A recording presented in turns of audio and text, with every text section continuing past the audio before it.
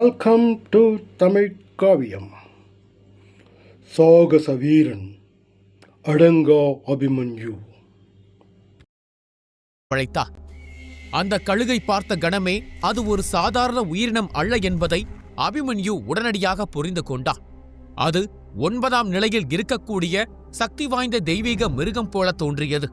பலத்தின் அடிப்படையில் அது அபிமன்யுவை விட வலிமையானது. ஆனால் அதைவிட அவனை அதிர்ச்சிக்குள்ளாக்கியது அடுத்து நடந்த நிகழ்வுதான். மூச்சடைக்க வைக்கும் அழகுடைய ஒரு இளம்பெண் அந்த கழுகின் முதுகிலிருந்து கம்பீரமாக இறங்கினார். சிவப்பு நிற ஆடை அணிந்திருந்த அவள் கீழே இறங்கி வரும்போது தேவதையின் வருகையைப் போல இருந்தது. கீழே இறங்கியவுடன் அவளது முதல் பார்வை அபிமன்யுவின் மீது விழுந்தது. பின்னர் அது அதியரசன் பக்கம் திரும்பியது. அவரை பார்த்து புன்னகைத்து, அதியரசன் அவர்களே, என்னை மன்னிக்கவும். நீங்கள் வரவேண்டாம் என்று சொல்லியும் நான் இங்கு வந்து விட்டேன். நீங்கள் என்னை பற்றி தலைவரிடம் புகார் செய்ய மாட்டீர்கள் என்று நம்புகிறேன் என்றாள். அந்த அழகான பெண்ணின் வார்த்தைகளை கேட்டதும் அதியரசனின் முகத்தில் ஒரு புன்னகை தோன்றியது.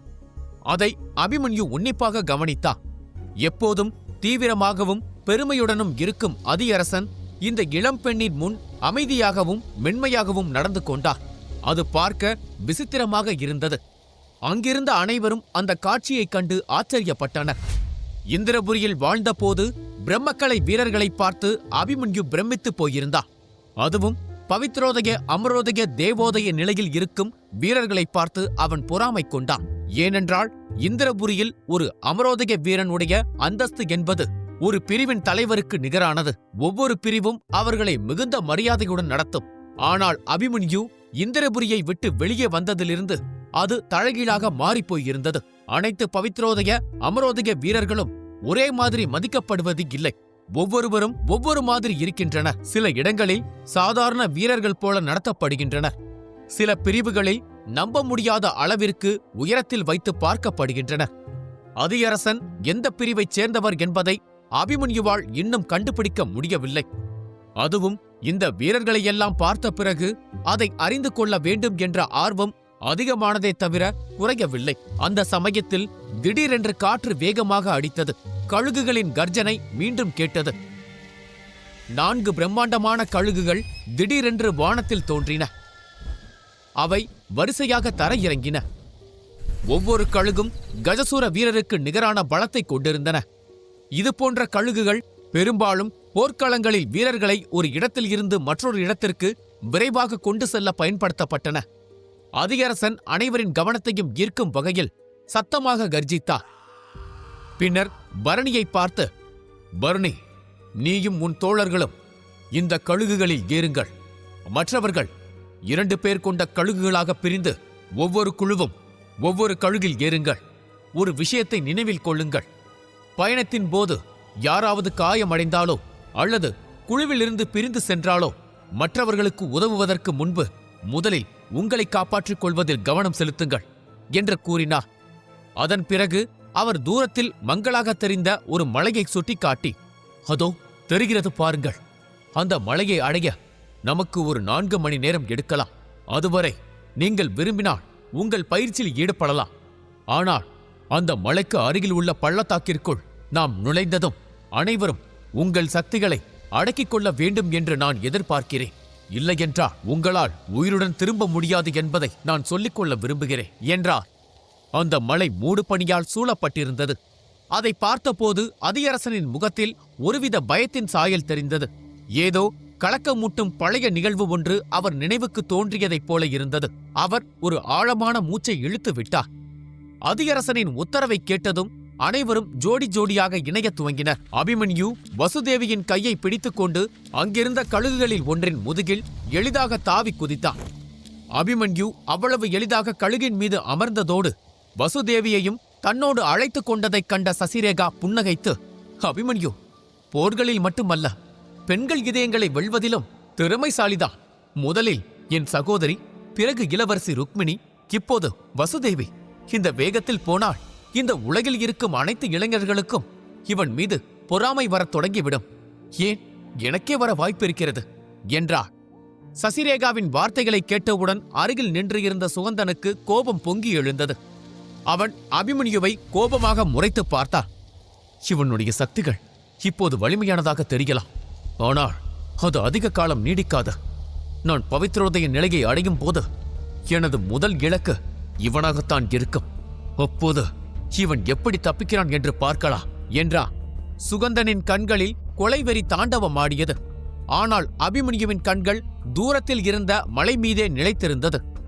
சிறப்பு வாய்ந்த வர்ணபூத சக்தியை அங்கே கண்டுபிடிப்பேன் என்று நம்புகிறேன் என்று தனக்குள்ளேயே நினைத்துக் கொண்டான். உண்மையில் அபிமன்யு ஆழிமலைக்காட்டின் ஒவ்வொரு குகையை பற்றியும் மர்ம பகுதிகளை பற்றியும் விசாரித்திருந்தான். அதை பற்றி தேடி அலைந்திருந்தான். ஆனால் அவனுக்கு வர்ணபூத சக்தியின் எந்த தடயமும் கிடைக்கவில்லை.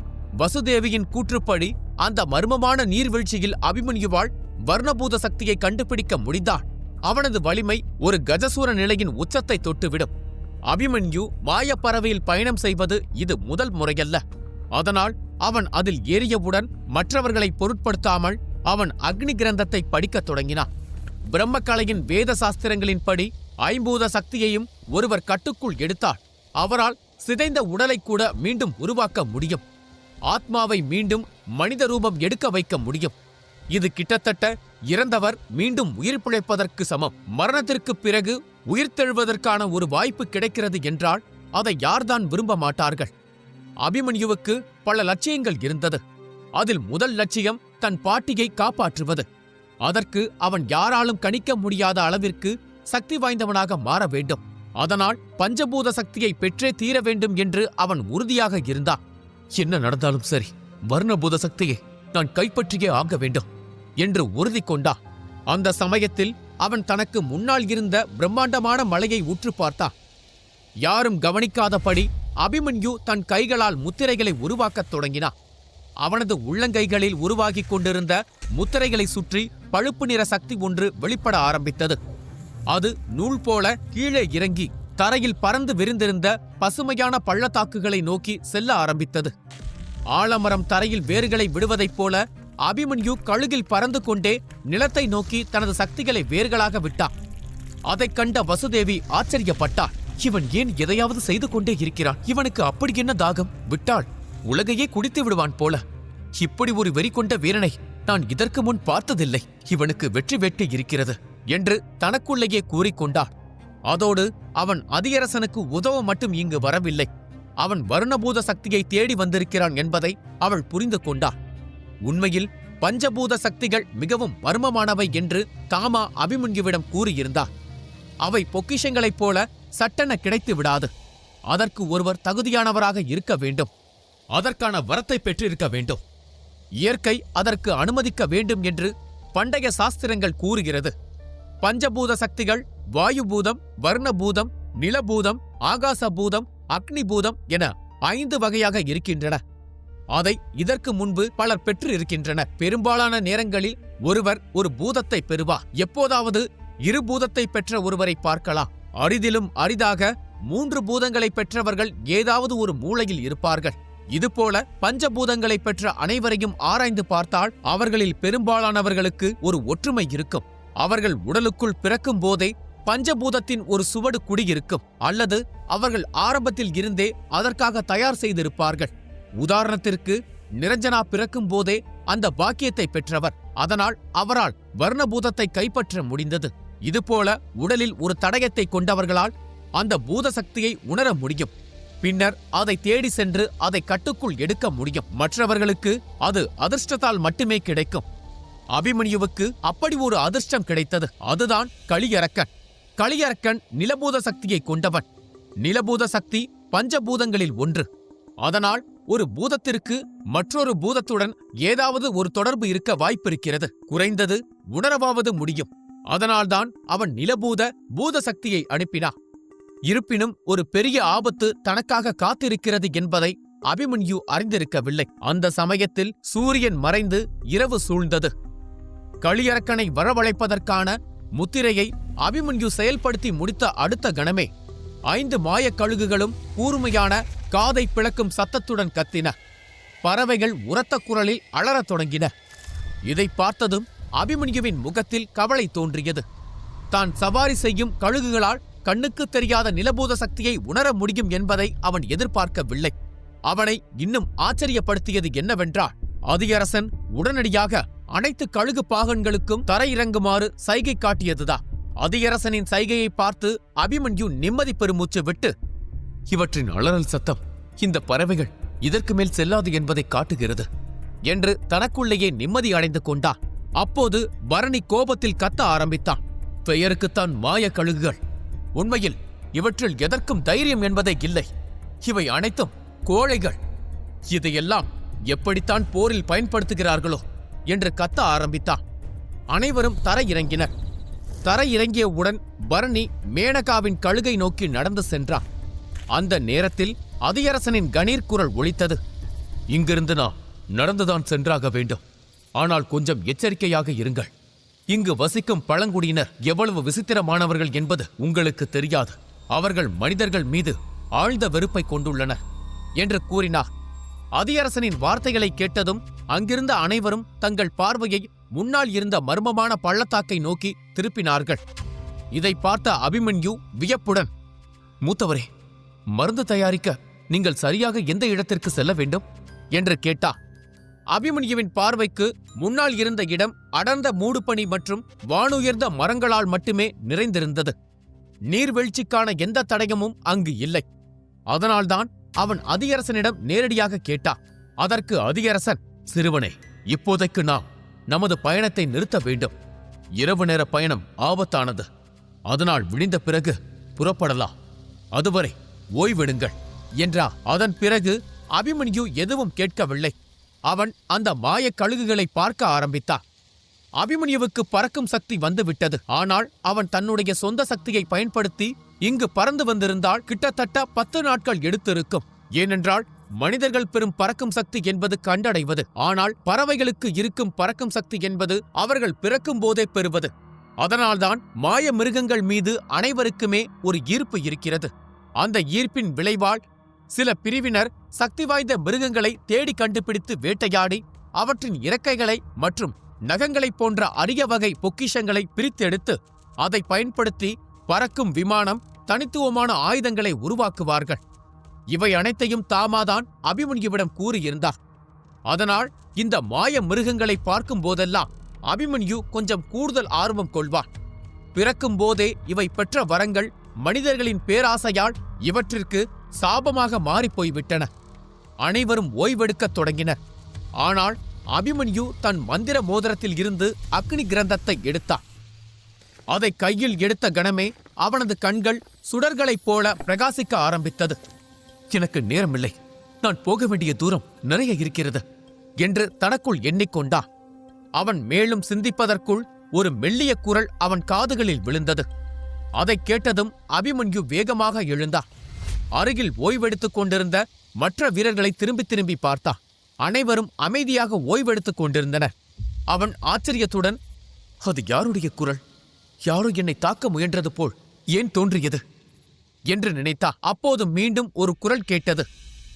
இந்த முறை அவன் திரும்பி பார்க்காமல் அது யார் என்பதை கண்டுபிடித்து விட்டான். சசிரேகா, உனக்கு என்ன வேண்டும் என்று கேட்டான். சசிரேகா எதுவும் பதிலளிக்கவில்லை. அதற்கு பதிலாக அவள் அபிமன்யுவின் கையை பிடித்து காட்டின் ஆழத்தை நோக்கி வேகமாக பறந்தாள். அபிமன்யு சக்தி வாய்ந்தவனாக இருந்தாலும் சசிரேகாவின் உண்மையான வலிமை தன்னை விட உயர்ந்தது என்று அவனுக்கு தெரியும்.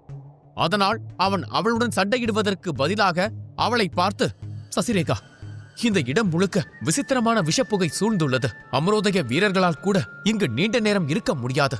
நீ சொல்ல வேண்டியதை இங்கேயே சொல், உள்ளே செல்ல வேண்டாம் என்றார். அபிமன்யுவின் குரல் அமைதியாக இருந்தாலும் அதில் மறைந்திருந்த கோபத்தை சசிரேகா உணர்ந்தாள். அவள் லேசாக புன்னகைத்தபடி, இங்கு பார், பொதுவாக நான் எதை பற்றியும் கவலைப்படுவது இல்லை. யார் வாழ்ந்தாலும் எனக்கு கவலை இல்லை, யார் செத்தாலும் எனக்கு கவலை இல்லை. இருந்தாலும் நான் உனக்கு ஒன்றை சொல்லிக்கொள்ள விரும்புகிறேன். அந்த அதியரசன் ஒன்றும் புனிதன் அல்ல. அவனிடம் ஏதோ ஒரு மர்மம் இருக்கிறது. நாம் அனைவரும் அவனது மர்ம வலையில் சிக்கிக் கொண்டோம் என்றாள். அபிமன்யு சந்தேகத்துடன் அவளை பார்த்தான். உடனே சசிரேகா, இங்கு பார், நான் பொய் சொல்லவில்லை. ஏனென்றால் உன் உதவி எனக்கு தேவை. அதனால்தான் நீ உயிரோடு இருக்க வேண்டும் என்று நான் விரும்புகிறேன். சொல்லப்போனால் இதை நான் உனக்கு செய்யும் ஒரு மறு உதவி என்று நினைத்துக்கொள். ஒருவேளை நீ நம்பவில்லை என்றால் நான் உனக்கு இன்னொரு தகவலை சொல்கிறேன். இவர்கள் அனைவரும் தெற்கு பகுதியில் இருக்கும் திரிகால பேரரசின் சக்தி வாய்ந்த பிரிவான கடகக்கால பிரிவை சேர்ந்தவர்கள். கடகக்கால பிரிவில் பவித்ரோதய வீரர்கள் எண்ணில் அடங்காமல் இருக்கிறார்கள். அப்படி இருக்கும்போது இவர்கள் ஏன் நம்மை தேர்ந்தெடுக்க வேண்டும்? அவள் சொன்னதை கேட்டதும் அபிமன்யுவின் முகத்தில் இருந்த புன்னகை நொடிப்பொழுதில் மறைந்தது. அவர் என்னை ஏமாற்றினால் என்ன? நீயும் அதேதானே செய்யப் போகிறாய்? உனக்கு அங்கிருப்பவர்களது தேவை முடிந்துவிட்டது. அதனால் அவர்களை கைவிடுகிறாய். நாளை என்னையும் இப்படி கைவிட மாட்டாய் என்பதற்கு என்ன நிச்சயம் என்று கேட்டான். அபிமன்யு இதை சொன்னதும் சசிரேகாவின் முகம் வெளிரியது. தனக்கு முன்னால் நின்ற அந்த சிறுவனை அவள் உற்று பார்த்தாள். அவனது கண்களில் மரணத்தைக் கண்டு துளிக்கூட பயம் இல்லை. அவள் அங்கே அமைதியாக நிற்பதைக் கண்டு அபிமன்யு லேசாக திரும்பி மெல்லிய குரலில், இங்கு பார், அவர் உண்மையிலேயே ஒரு வைத்தியரா இல்லையா என்று எனக்கு தெரியாது. ஆனால் நான் இந்த மர்ம நீர்வீழ்ச்சியை நோக்கி வருவதற்கான காரணம் வேறு. அதனால் நான் இதை தொடர்ந்தாக வேண்டும். என் மீது அக்கறை வைத்ததற்கு நன்றி. மீதியை நான் பார்த்துக் கொள்கிறேன் என்று கூறிக்கொண்டே அவளை கண்டு கொள்ளாமல் நடந்தான். அதியரசன் முன்பு கூறியது அவனுக்கு ஞாபகம் வந்தது. பள்ளத்தாக்கில் உங்கள் சக்திகளை மறைத்துக் கொள்ளுங்கள், இல்லையென்றால் தேவையில்லாத ஆபத்துகளை சந்திக்க வேண்டும் என்று கூறினார். அதனால் அவன் தனது சக்திகளை மறைத்துக் கொண்டு மெதுவாக நடந்தான். அப்போது மீண்டும் அதே குரல் அவனுக்கு கேட்டது. இது சசிரேகாவின் குரல் அல்ல. சசிரேகாவின் குரல் கேட்பதற்கு முன்பு கேட்ட குரல். இந்த முறை அந்த குரல் அருகில் இருந்து கேட்பதைப் போல இருந்தது. அதுவும் அருகில் ஏதோ சண்டை நடப்பதைப் போல அவன் உணர்ந்தான். அவனை சுற்றியிருந்த விஷ மூடுபனி அவனது சக்திகளை அடக்குவதைப் போல இருந்தது. இதை உணர்ந்த அபிமன்யு கொஞ்சம் பயந்தான். இந்த மூடுபனி மிகவும் விசித்திரமாக இருக்கிறது. இதற்குள் உயிர் வாழ்வதே கடினம் என்று தோன்றுகிறது. இந்த மூடுபனி என் சக்திகளை தொடர்ந்து உறிஞ்சுகிறது. ஆனால் இந்த மூடுபனி ஏதோ ஒரு காரணத்திற்காகத்தான் இங்கு உருவாகி இருக்கிறது. இது ஏதோ ஒன்றை மறைக்கிறது. இது ஒரு சாதாரண மூடுபனி அல்ல. அதோடு இது இயற்கையான மூடுபனி போலவும் தெரியவில்லை. யாரோ ஒருவர் தனது சக்திகளை பயன்படுத்தி இதை உருவாக்குகிறார். இப்படிப்பட்ட மூடுபனியை உருவாக்க குறைந்தது அமரோதய வீரனாவது தேவை. இப்போது நான் என்ன செய்வது? அந்த குரலை நோக்கி செல்ல வேண்டுமா என்று அபிமன்யு யோசித்தான். பின்னர் சத்தம் வந்த திசையை பார்த்தான். என் கணிப்பு தவறாகாது என்று நம்புகிறேன் என்று கூறிவிட்டு தன் ஒளியை முழுவதுமாக அடக்கிக் கொண்டு அவன் அந்த திசையை நோக்கி நகர்ந்தான். அவன் நடக்க நடக்க சில மனிதர்களின் ஒளியை அவனால் உணர முடிந்தது. ஆனால் அங்கு மூடுபனி நிறைந்திருந்ததால் அவனால் அவர்களின் முகங்களை பார்க்க முடியவில்லை. உன்னிப்பாக கவனிக்க அவன் கவனமாக முன்னேறி நடந்து சென்றான். அப்போதுதான் அவனது பார்வை அங்கிருந்த ஒரு திடகாத்திரமான மனிதன் மீது பட்டது. அவனை பார்த்ததும் அபிமன்யுவின் கண்கள் அதிர்ச்சியில் விரிந்தன. அந்த இளைஞன் முகம் கோபத்தில் துடித்தது. அந்த இடம் மொத்தமாக மூடுபனியில் நிறைந்திருந்தாலும் அந்த இளைஞனுக்கு முன்னால் அடர்த்தியான ஒரு மூடுபனி குவியல் தோன்றியது. அந்த மூடுபனியில் இருந்து ஒரு ஆழமான ஒரு இடி போன்ற குரல் எதிரொலித்தது. உன்னுடைய அற்ப சக்திகளை மறைத்துக் கொண்டால் பவித்ரோதய வீரனிடம் இருந்து தப்பிவிடலாம் என்று நினைக்கிறாயா என்று கர்ஜித்தது அந்த குரல். அபிமன்யு திரும்புவதற்குள் அந்த அடர்த்தியான மூடுபனியில் இருந்து சக்தி வாய்ந்த தாக்குதல் ஒன்று அபிமன்யுவை நோக்கி பாய்ந்து வந்தது. அபிமன்யுவின் முகத்தில் மரண பீதி தோன்றியது. ஆனால் அவன் செயல்படுத்துவதற்குள் அந்த தாக்குதல் அபிமன்யுவை தாக்காமல் விலகி சென்றது.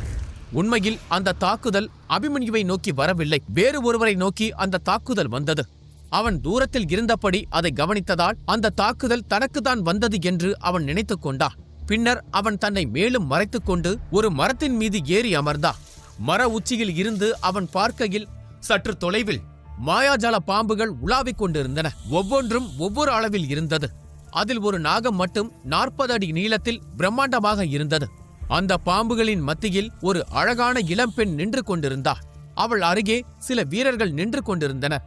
அவர்கள் அந்த பாம்புகளின் சுற்றி வளைப்பில் மாட்டிக்கொண்டார்கள் என்று தோன்றியது. அந்த அழகான பெண்ணுக்கு அருகே ஒரு வீரன் பிரம்மாண்டமான வாளை பிடித்தபடி கம்பீரமாக நின்று கொண்டிருந்தான். அவன்தான் அபிமன்யு முதலில் பார்த்த வீரன். அவனை சுற்றி சில வீரர்கள் நின்று கொண்டிருந்தனர். அவர்கள் அனைவரும் அந்த அடர்த்தியான மூடுபனியை எதிர்கொண்டனர். அபிமன்யு தனது சக்திகளை வைத்து ஆராய்கையில் அந்த இளைஞன் ஒரு கஜதீரனாக இருக்கலாம் என்பதை புரிந்து கொண்டான். அந்த இளைஞர்களும் அந்த பெண்ணும் அந்த பாம்புகளிடமும் அந்த மூடுபனிக்குள் இருக்கும் ஏதோ ஒரு மர்ம சக்தியிடமும் மாட்டிக்கொண்டனர் என்பது தெளிவாக தெரிந்தது. அந்த பாம்புகள் கஜதீர நிலையில் இருந்தன. இருந்தாலும் அவற்றை இந்த இடத்தின் விஷப்புகை எதுவும் செய்யவில்லை. அதை பார்த்த அபிமன்யு ஆச்சரியப்பட்டான். இங்கிருக்கும் பாம்புகள் அனைத்தும் கஜதீர நிலையை அடைந்தவை. அவை அந்த பெண்ணையும் அவளது தோழர்களையும் உயிருடன் விடப்போவதில்லை போலிருக்கிறது என்று நினைத்தான்.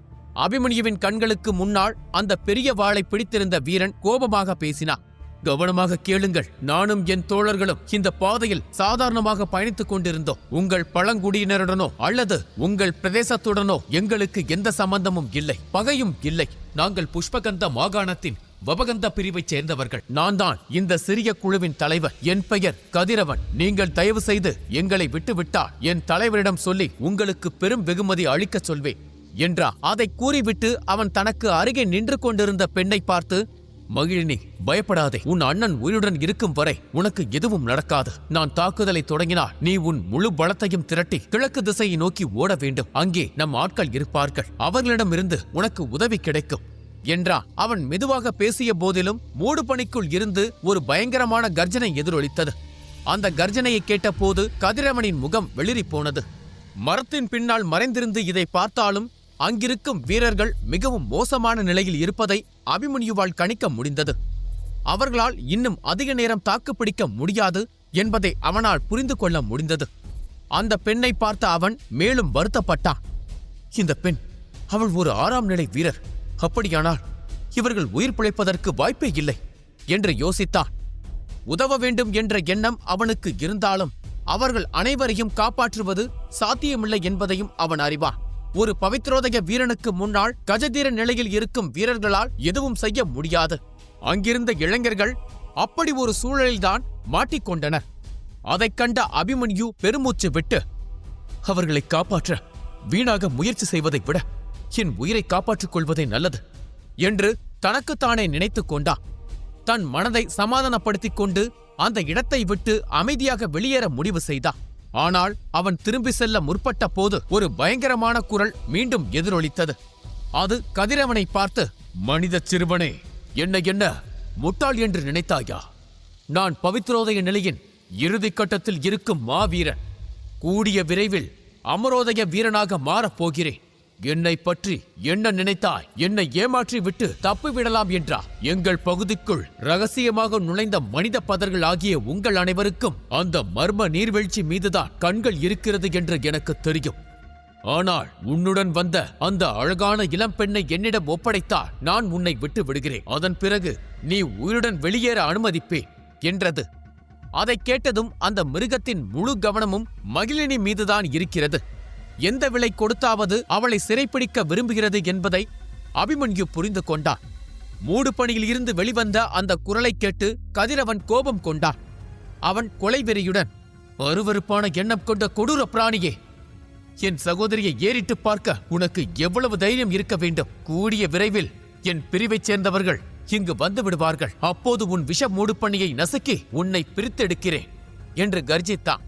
பலவீனமான மனித வீரன் ஒருவன் இவ்வளவு மரியாதை குறைவாக பேசுவதைக் கேட்ட அந்த மர்ம மிருகம் தன் மூடுபனிக்குள் இருந்தபடி ஒரு சக்தி வாய்ந்த பச்சை நிற மூடுபனியை வீசியது.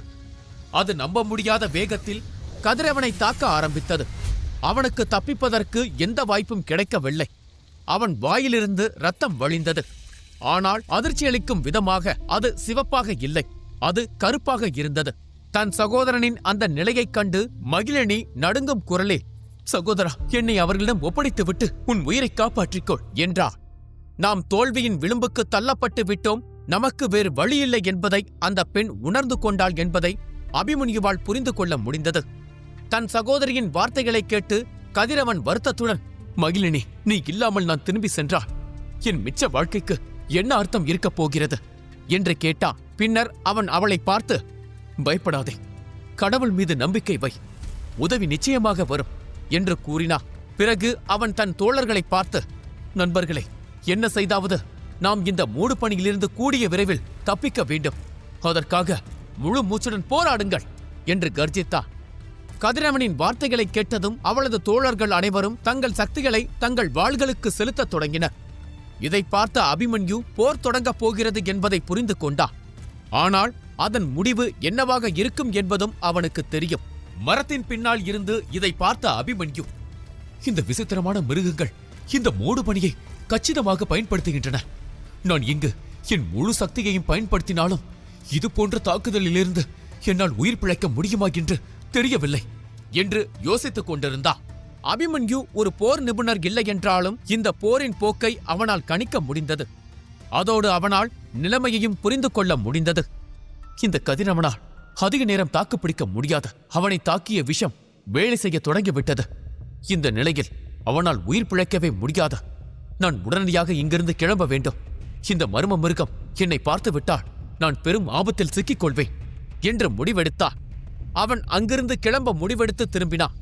ஆனால் அதே கணத்தில் ஒரு சக்தி வாய்ந்த தாக்குதல் தன்னை நோக்கி வருவதை உணர்ந்தான்.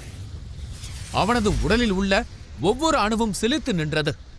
சசிரேகாவுடன் பேசிவிட்டு முகாமை நோக்கி புறப்பட்ட அபிமன்யு போகும் வழியில் கதிரவன், மகிழினி மற்றும் அவர்களது ஆட்கள் ஒரு மர்ம மூடுபனியின் முன்னால் சிக்கித் தவிப்பதைக் கண்டான். அங்கிருப்பது புத்திசாலித்தனமானது அல்ல என்று முடிவெடுத்து அவன் புறப்படவிருந்த நேரத்தில் திடீரென்று ஒரு சக்தி வாய்ந்த தாக்குதல் அவனை நோக்கி வர ஆரம்பித்தது. அந்த தாக்குதலின் பெரும் சக்தியை உணர்ந்த அவன், நான் மாட்டிக்கொண்டேன், என் கதை முடிந்தது என்று தனக்குள்ளேயே நினைத்துக் கொண்டான். தன் மணிக்கட்டில் சுற்றி கொண்டிருந்த சராயுவை பார்த்து, நண்பா, நீ இங்கிருந்து புறப்படுவது நல்லது, யாரோ என்னை குறிவைத்து விட்டார்கள் என்றான். அதைக் கேட்ட சராயு, நான் உன்னை விட்டு விலகுவதும் இல்லை, உன்னை கைவிடுவதும் இல்லை என்றா. அபிமன்யு அவனை சமாதானப்படுத்த முயன்று, முட்டாள் பாம்பே, பைத்தியம் போல வசனம் பேசாதே, சொல்வதைக் கேள். நீ என்னை பலமுறை காப்பாற்றி இருக்கிறாய். இந்த முறை விஷயம் கொஞ்சம் தீவிரமாக இருக்கிறது. அவர்களை எதிர்கொள்ளும் அளவுக்கு இப்போது உனக்கு சக்தி இல்லை. அதனால்தான் கூறுகிறேன், நீ கிளம்பு, என்னை பற்றி கவலைப்படாதே, நான் அவர்களை சமாளித்துவிட்டு வருகிறேன் என்றா. அபிமன்யு வற்புறுத்திய பிறகு சராயு இறுதியாக ஒப்புக்கொண்டு அங்கிருந்து அமைதியாக நழுவிச் சென்றார். சராயு வெளியேறிய அடுத்த கணம் அபிமன்யு மெதுவாக திரும்பினார். அப்போது மூடு பணியில் இருந்து ஒரு பயங்கரமான குரல் கொலைகார சிரிப்புடன் எதிரொலித்தது. இச்சாதாரி பழங்குடியினரிடமிருந்து தப்பித்து விட முடியும் என்று எப்படி யோசித்தாய்? எங்களுக்கு காற்றில் கூட கண்கள் இருக்கும் என்று கர்ஜித்தது அந்த குரல். அந்த குரலை கேட்டதும் அபிமன்யுவின் முடிகள் சிலிர்த்தன.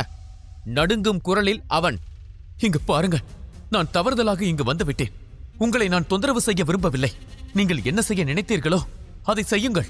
இந்த பெண் மீதோ அல்லது அவளுடைய தோழர்கள் மீதோ எனக்கு எந்த ஆர்வமும் இல்லை.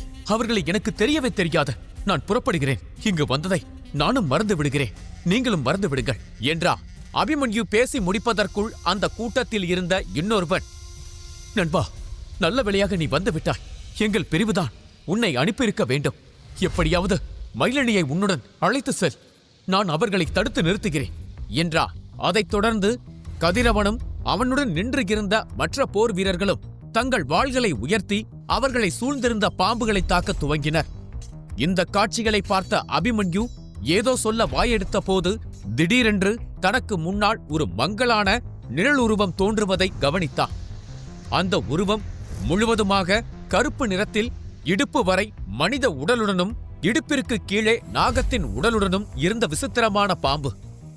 அதன் முகம் மட்டும் மனிதனையும் சிங்கத்தையும் கலந்தாற்போல் இருந்தது. அந்த சிங்கமுக மனித பாம்பை பார்த்த அபிமன்யு பயத்தில் கதிரவனை பார்த்து கோபமாக முறைத்து, எந்த குழு? என்ன குழு?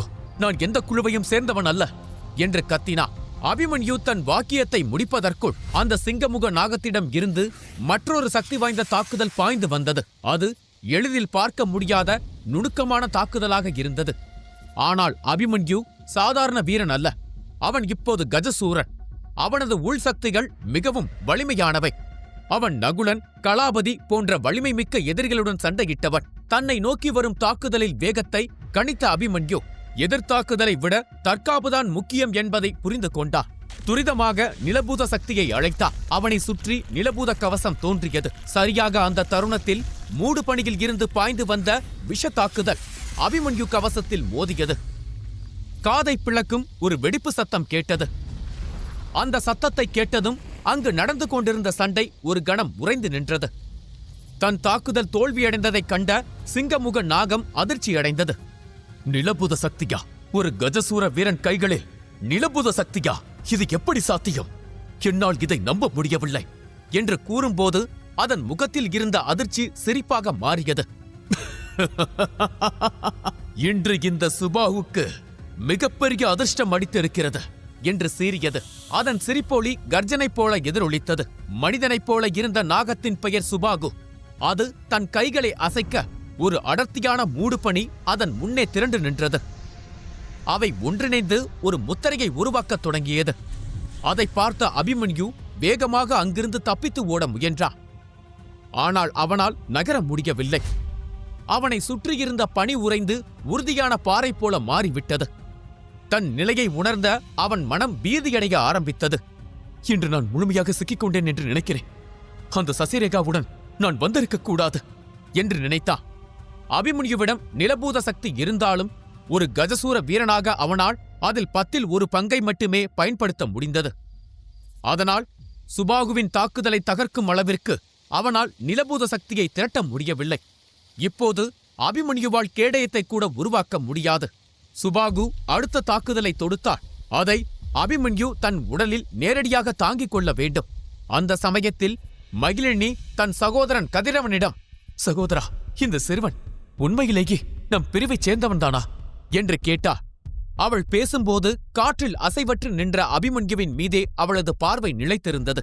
தன் சகோதரி என்ன சொல்கிறாள் என்பதை புரிந்து கொண்ட கதிரவன் ஒரு தீவிரமான குரலில், இது போன்ற கேள்விகளை கேட்பதற்கான நேரம் அல்ல. இப்போது இந்த சுபாகுவின் கவனம் அந்த சிறுவன் மீது இருக்கிறது. நாம் இந்த தருணத்தை பயன்படுத்தி இங்கிருந்து தப்பித்து விட வேண்டும் என்றார். இதை கூறிவிட்டு தன் தோழர்களில் ஒருவரை மகிழினியை அழைத்துக் கொண்டு அங்கிருந்து தப்பித்து ஓடச் சொன்னார். மீதமுள்ள தோழர்களுடன் சேர்ந்து அவர்களுக்கு முன்னால் பாதி மனிதனாகவும் பாதி பாம்பாகவும் தோற்றமளித்த மாயாஜால பாம்புகளை கதிரவன் தாக்க ஆரம்பித்தார். அங்கிருந்த அனைத்து பாம்புகளும் பாதி மனிதனாகவும் பாதி பாம்பாகவும் இருந்தன. அந்த விசித்திரமான உயிரினங்கள் கோபத்தில் சீர ஆரம்பித்தன. அவை கதிரவனையும் அவன் தோழர்களையும் கொடூரமாக தாக்கத் துவங்கின. இந்த குழப்பத்தை பயன்படுத்திக் கொண்டு அங்கிருந்த வீரன் ஒருவன் மகிழினியை பிடித்துக்கொண்டு அதிவேகமாக ஓட ஆரம்பித்தார். மறுபுறம் சுபாகுவின் பிடியில் இருந்து விடுபட அபிமன்யு கடுமையாக போராடிக் கொண்டிருந்தார். பவித்ரோதய நிலையில் இறுதிக்கட்டத்தை அடைந்த சக்தி வாய்ந்த உருவமாக இருந்த சுபாகு தனது இரக்கமற்ற தாக்குதலை அபிமன்யுவை நோக்கி கட்டவிழ்க்க தொடங்கியது. அதை பார்க்கும்போது அபிமன்யுவின் மனதிற்குள் பீதி பரவியது. அவன் மட்டுமல்லாது அங்கு சண்டையிட்டுக் கொண்டிருந்த அனைவரும் அபிமன்யுவை பரிதாபமாக பார்த்தனர். சுபாகுவால் கட்டமைக்கப்பட்ட மூடுபனிக்குள் அபிமன்யு சிறை கைதியாக கிடந்தான். அவன் எவ்வளவு முயற்சி செய்தாலும் அவனால் அந்த உறைப்பனியை உருக்கக்கூட முடியவில்லை. சக்தி வாய்ந்த தாக்குதல் தன்னை நெருங்கி வருவதை உணர்ந்த அபிமன்யு பயத்தில் புலம்ப ஆரம்பித்தான். என் நிலபூத சக்தியால் கூட இதை தடுக்க முடியாது. இந்த தாக்குதல் என் மீது நேரடியாக மோதினால் நான் படுகாயமடைவேன். அதிலிருந்து என்னால் மீளவே முடியாது என்று பயம் கொண்டான். நகுலன், கலாபதி போன்ற பவித்ரோதய வீரர்களை தோற்கடித்திருந்தாலும் உண்மையில் தான் இன்னும் அந்த இடத்திற்கு உயரவில்லை. அது ஏதோ அதிர்ஷ்டத்தால் மட்டுமே நிகழ்ந்த ஒன்று. எனக்கு போர் அனுபவமும் சமயோகித புத்தி என எதுவும் இல்லை என்று அவன் தன்னைத்தானே திட்டிக் கொண்டான். அவனது கண்கள் அவனை நோக்கி விரைந்து வந்த பேரழிவு தாக்குதலையே பார்த்து கொண்டிருந்தது. என் பயணம் இங்கேயே முடிவடைகிறது போல் தெரிகிறது என்று நினைத்தான். அபிமன்யு கண்களை மூடப்போகும்போது வெகு தூரத்தில் இருந்து ஒரு நட்சத்திரம் பறந்து வந்து அவன் முன்னே இறங்குவதைப் போல இருந்தது. அந்த நட்சத்திரம் விரிவடைந்து வெண்ணிற கோட்டை சுவர் ஒன்றை கட்டமைக்க ஆரம்பித்தது. அது கிட்டத்தட்ட 40 அடி தடிமன் கொண்ட ஒரு கவச சுவராக மாறியது. சுபாகுவின் சக்தி வாய்ந்த தாக்குதல் அந்த சுவரில் மோதிய போது பிரளய வெடிப்பைப் போல ஒரு மாபெரும் வெடிப்பு அவர்களுக்குள் முன்னால் ஏற்பட்டது. அந்த சக்தி பரவியதில் அங்கிருந்த மரம், செடி, கொடிகள் எல்லாம் பீத்தெறியப்பட்டது. அபிமன்யுவை சூழ்ந்திருந்த மூடுபனி அதிர்ச்சியில் நடுங்க ஆரம்பித்தது. அதன் சக்தி பலவீனமடையத் தொடங்கியது. எல்லாம் மிக வேகமாக நடந்ததால் கதிரவனின் தோழர்களும் இச்சாதாரி பழங்குடியினருக்கும் என்ன நடந்தது என்பதை பார்க்க முடியவில்லை. அவர்கள் பார்வை முழுக்க புகையும் தூசியும் மட்டுமே நிறைந்திருந்தது. அதை பார்த்த கதிரவன் விரக்தியோடு பெருமூச்சு விட்டு, இவ்வளவு சக்தி வாய்ந்த தாக்குதலை சந்தித்தால் நான் கூட உயிர் பிழைத்திருக்க வாய்ப்பில்லை. அந்த சிறுவன் எப்படி உயிர் பிழைப்பா? ஆனால் அவன் காயத்தோடு தப்ப வேண்டும் என்று வேண்டிக் கொள்கிறேன் என்று தனக்குள் நினைத்துக் கொண்டான். அங்கிருந்த புகை முழுவதுமாக வெளியேற அனைவரும் காத்திருந்தனர். அந்த சமயத்தில் ஒரு மயான அமைதி அங்கு அமைதி நிலவியது. புகை மெதுவாக களைந்த போது ஆழமான விரிசல்களால் மூடப்பட்ட ஒரு சக்தி கவசம் அனைவர் கண்களிலும் தென்பட்டது. விரிசல் நிறைந்த கவசம் உடைந்து காற்றில் துண்டு துண்டாக சிதறியது. அதனோடு சேர்த்து அபிமன்யுவை கட்டி போட்டு இருந்த உறைந்த மூடுபனியும் சிதறியது. போர்க்களம் தெளிவானது. போர்க்களத்தின் மத்தியில் நிறமற்ற சக்தியால் சூழப்பட்ட அபிமன்யு கம்பீரமாக நின்று கொண்டிருந்தான். அந்த காட்சியைக் கண்ட கதிரவன் திகைத்துப் போனான். ஒரே நேரத்தில் பவித்ரோதய பாம்பையும் நிலபூத சக்தி கொண்ட மனிதனையும் நான் எதிரியாக்கிவிட்டேன் என்று பயம் கொண்டான். பவித்ரோதய நிலையில் இருக்கும் நாகத்திடம் சிக்கிக் கொண்டதே அவனுக்கு மரண பயத்தை கொடுத்தது. இப்போது நிலபூத சக்தி கொண்ட ஒரு இளைஞனை இந்த நாகத்திடம் மாட்டிவிட்டு அவனையும் எதிரியாக்கிக் கொண்டதை நினைக்கும் போது துக்கம் அவனது தொண்டையை அடைத்தது. தனது துரதிர்ஷ்டத்தை சபித்துவிட்டு பயத்தில் அங்கிருந்து தன் தோழர்களை திரும்பி பார்த்தான்.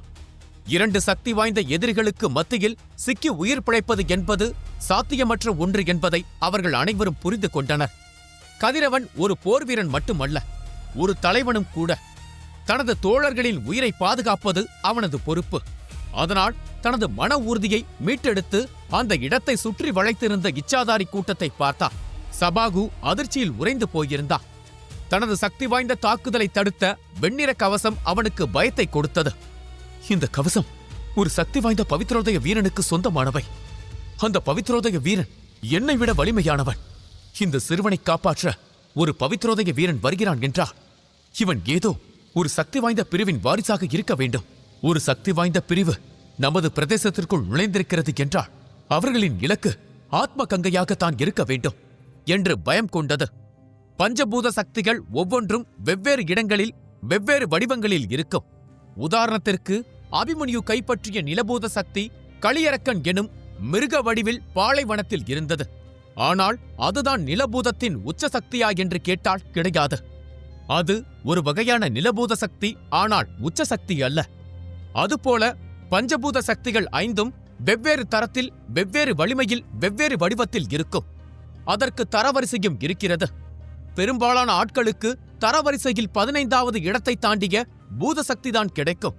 களியரக்கனின் தரவரிசையே 10ற்கு மேல்தான் இருக்கும்.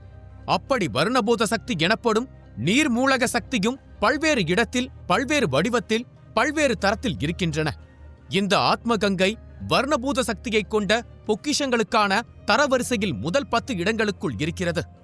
அதை அடைய பேரரசர்களே பேராசை கொள்வார்கள்.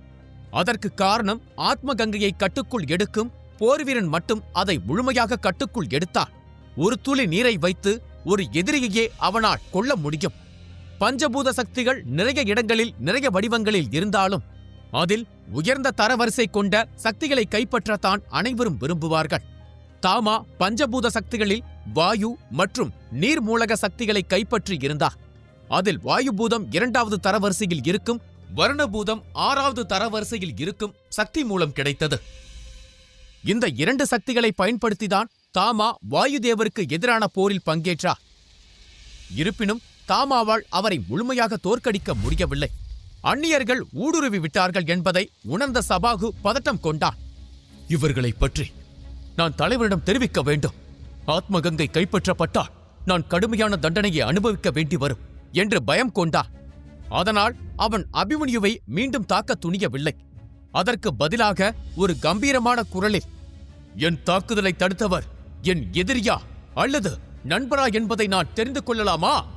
நீங்கள் யாராக இருந்தாலும் முன்னால் வாருங்கள், இந்த விஷயத்தை நாம் பேசி தீர்த்துக் கொள்வோம் என்று கர்ஜித்தான். சுபாகுவின் கர்வக்குரலில் பயமும் கலந்திருந்தன. இதை பார்த்து அங்கிருந்த மற்ற பாம்புகள் திகைத்து நின்றன. தங்கள் சக்தி வாய்ந்த தலைவன் சுபாகு ஏன் இவ்வளவு மரியாதையுடன் பேசுகிறான் என்பதை அவர்களால் இன்னும் புரிந்து கொள்ள முடியவில்லை. அந்த சமயத்தில் அவர்கள் கண்முன்னே ஒரு அழகான பெண் தோன்றினார். அபிமன்யு இச்சாதாரி பழங்குடியினரின் மத்தியில் சிக்கிக் கொண்டார். இச்சாதாரி பழங்குடியினரின் தலைவனான சுபாகு அபிமன்யுவை தாக்க எங்கிருந்தோ வந்த ஒரு சக்தி அதை தடுத்து நிறுத்தியது. தனது தாக்குதலை தடுத்தது யார் என்பதை புரிந்து கொள்ள சுபாகு முயன்றார். அந்த சமயத்தில் அனைவரின் கண்களுக்கு முன்பும் ஒரு மூச்சடைக்க வைக்கும் காட்சி அரங்கேறியது. ஒரு அழகான பெண் அவர்களுக்கு முன்னால் தோன்றினார்.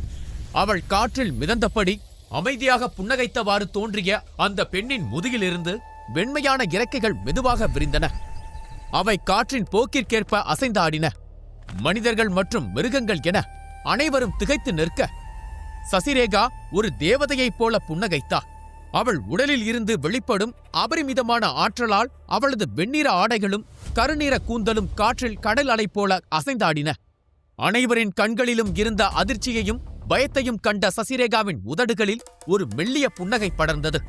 ஒரு மாவீரரது கர்வமே அடுத்தவர் தன்னை பார்த்து பயப்படுவதில்தான் இருக்கிறது. இன்று அவள் அதை பார்த்து விட்டாள்.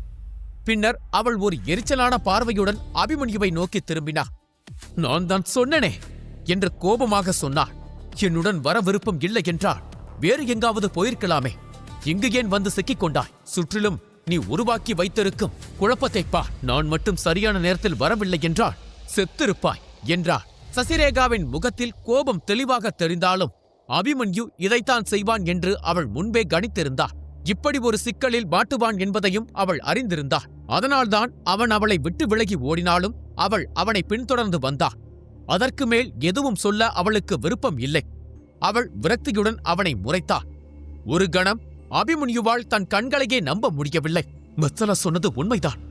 சசிரேகாவின் சக்தி நாம் கற்பனை செய்ததை விட மிக அதிகமாக இருக்கிறது என்று வியப்புடன் கூறினார். அப்போது சிதறிய வெண்ணிற கவசத்தின் ஆற்றலை சசிரேகாவின் உடல் உள்ளே இழுத்துக் கொண்டிருந்தது.